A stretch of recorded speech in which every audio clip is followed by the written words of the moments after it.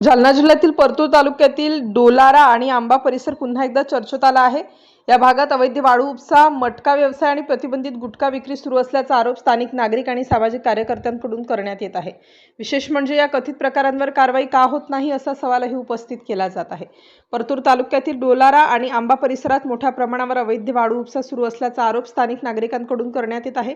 रात्रीच्या वेळी वाळू वाहतूक होत असल्याचा दावा नागरिकांनी केला असून संबंधित विभागांनी या बाबीकडे लक्ष देण्याची मागणी होत आहे।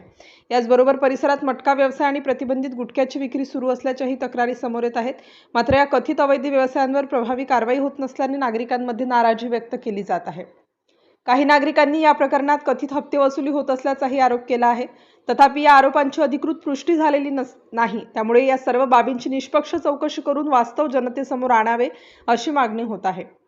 सामाजिक कार्यकर्त्यांचे म्हणणे आहे की जर या भागात कोणतेही अवैध व्यवसाय सुरू नसतील तर प्रशासनाने तपास करून वस्तुस्थिती स्पष्ट करावी आणि जर असे प्रकार सुरू असतील तर संबंधितांवर कठोर कारवाई करण्यात यावी।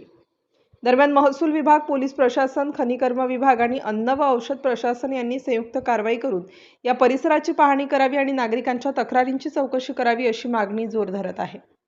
डोलारा आणि आंबा परिसरातील या कथित अवैध व्यवसायांबाबत नागरिकांकडून गंभीर प्रश्न उपस्थित केले जात आहेत। आता प्रशासन या तक्रारींची दखल घेऊन कारवाई करते का याकडे सर्वांचे लक्ष लागले आहे।